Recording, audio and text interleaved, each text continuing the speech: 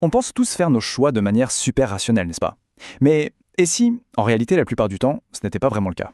S'il existait des sortes de déclencheurs psychologiques invisibles qui orientent nos décisions, sans même qu'on s'en rende compte.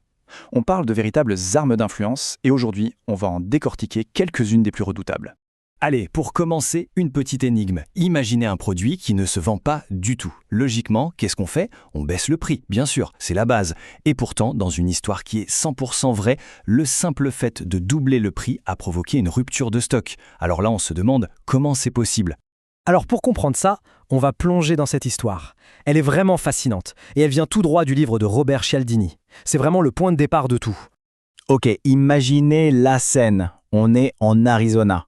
C'est la pleine saison touristique. Et il y a cette bijouterie avec un stock de bijoux en turquoise, de super qualité d'ailleurs, mais ça ne se vend pas. Pas du tout.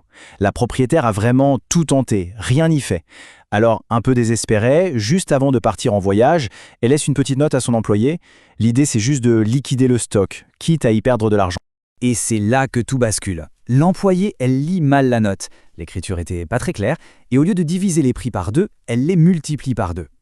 Le résultat, c'est juste incroyable. Tout le stock est vendu en un temps record. Ça n'a absolument aucun sens d'un point de vue économique. La vraie question, c'est mais qu'est-ce qui a bien pu se passer dans la tête des acheteurs? Bon, pour le comprendre, il faut regarder un concept que Cialdini appelle la réponse click-buzz. L'idée, c'est qu'on passe une bonne partie de notre temps en mode pilote automatique. On a des sortes de comportements préenregistrés qui se déclenchent tout seuls. Scientifiquement, ça porte un nom, les schémas d'action fixes. En gros, ce sont des séquences de comportements qui se déroulent toujours de la même façon. L'image de la cassette est parfaite pour ça. Il y a un déclencheur qui appuie sur play, clic, et hop, la bande se déroule. Bzzz. Le tout sans aucune réflexion. L'exemple le plus dingue pour illustrer ça, c'est celui de la dinde. Une mère dinde, son instinct maternel est déclenché par un seul truc, le piou-piou de ses petits. Et des chercheurs ont fait une expérience folle. Ils ont pris un putois empaillé, qui est l'ennemi juré de la dinde, ils ont mis un petit haut-parleur dedans qui faisait piou-piou, et bien la dinde s'est mise à le materner. C'est fou, le déclencheur sonore était plus fort que ce qu'elle voyait.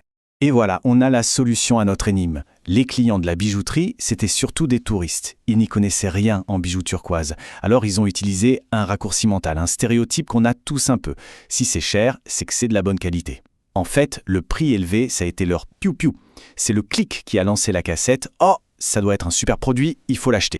Et attention, ce n'est pas parce que les gens sont bêtes, c'est juste une nécessité. Le monde est tellement complexe qu'on a besoin de ces raccourcis pour s'en sortir. Il y a une expérience très connue là-dessus. Des gens laissaient beaucoup plus facilement quelqu'un les doubler à la photocopieuse si la personne utilisait le mot « parce que ». Et ce, même si la raison était complètement bidon, du genre « parce que je dois faire des photocopies ». Le mot « parce que » suffisait, c'était le déclencheur. Allez, on passe à une autre arme d'influence très puissante aussi. Il faut savoir que notre perception des choses est rarement absolue. Elle est presque toujours relative. C'est ce qu'on appelle le principe de contraste. Et il joue avec notre jugement sans même qu'on s'en aperçoive. Un exemple tout simple, c'est dans la vente de vêtements. Un bon vendeur, il présentera toujours l'article le plus cher en premier. Une fois qu'on a vu et presque accepté mentalement de dépenser, disons, 495 € pour un costume, eh bien le pull à 95 € qui est présenté juste après, il paraît tout de suite beaucoup moins cher, presque une bonne affaire. Pourtant, le prix du pull n'a pas bougé d'un centime. C'est notre perception qui a changé. C'est exactement la même chose dans l'immobilier. Un agent va souvent faire visiter une ou deux maisons pas terribles, un peu en mauvais état et trop chères. Ce sont des biens de mise en condition. Pourquoi ? Parce qu'après avoir vu ces taudis, la maison qu'il veut vraiment vendre, elle, paraîtra absolument géniale en comparaison. C'est une pure manipulation de notre perception. Et ce principe, on peut s'en servir avec beaucoup d'humour. Il y a cet exemple génial d'une lettre qu'une étudiante, Sharon, écrit à ses parents. C'est un vrai chef-d'œuvre de manipulation. Elle commence par décrire une série de catastrophes imaginaires, un incendie, une grossesse, et à la fin, elle révèle que tout est faux, mais que, par contre, elle a eu de très mauvaises notes en chimie et en histoire. Et là, forcément, après les fausses catastrophes, les mauvaises notes, ça passe presque pour une bonne nouvelle. C'est le principe de contraste poussé à son paroxysme. Ok. Maintenant, on s'attaque à ce qui est peut-être l'arme d'influence la plus puissante de toutes, la règle de la réciprocité. C'est un truc qui est ancré au plus profond de nous, dans toutes les sociétés humaines. Ce besoin presque incontrôlable de rendre ce qu'on a reçu. Pour illustrer ça, il y a une histoire qui à première vue n'a aucun sens. On est en 1985. L'Éthiopie est en plein milieu d'une famine terrible, une des pires de son histoire. Et là, le pays décide d'envoyer 5 000 $ d'aide humanitaire au Mexique qui vient d'être frappé par un tremblement de terre. On se dit... Mais pourquoi ? Eh bien, la raison est juste incroyable. Il faut remonter 50 ans en arrière. En 1935, quand l'Éthiopie avait été envahie par l'Italie, le Mexique lui avait envoyé de l'aide. Et donc, un demi-siècle plus tard, malgré la famine, la distance, le temps, le besoin de rembourser cette dette était toujours là. C'était plus fort que tout. Ça, c'est la puissance de la réciprocité. Cette règle a été testée en laboratoire, bien sûr. Dans une expérience très connue, un complice, appelons-le Joe, offrait un coca comme ça à certains participants. Juste après, il leur proposait d'acheter des billets de tombola. Et les résultats sont sans appel. Les personnes qui avaient reçu le coca achetaient 2 fois plus de billets. Mais le plus fou, c'est que ça marchait même si les gens n'aimaient pas Joe. L'obligation de rendre était plus forte que le sentiment de sympathie. Et c'est ça qui rend cette règle si facile à exploiter. On peut nous imposer une dette. Les membres du mouvement Hare Krishna l'avaient très bien compris dans les années 70. Ils allaient dans les aéroports et offraient une fleur aux voyageurs. C'était un cadeau non demandé que la plupart des gens ne voulaient même pas. Mais ça suffisait. Même si la fleur finissait à la poubelle 10 mètres plus loin, le sentiment d'être redevable était créé. Et les dons suivaient. Cette idée de réciprocité, ça marche aussi avec les concessions. C'est ce qu'on appelle la technique du rejet-retrait. C'est simple, on commence par faire une demande énorme qu'on sait que la personne va refuser, par exemple acheter un billet à 5 €, et une fois qu'elle a dit non, on fait une demande beaucoup plus petite. Genre, alors juste une barre de chocolat à 1 €. Le fait d'avoir baissé sa demande est perçu comme une concession, et du coup, pour rendre l'appareil, on se sent presque obligé de faire une concession aussi, et d'accepter la deuxième offre.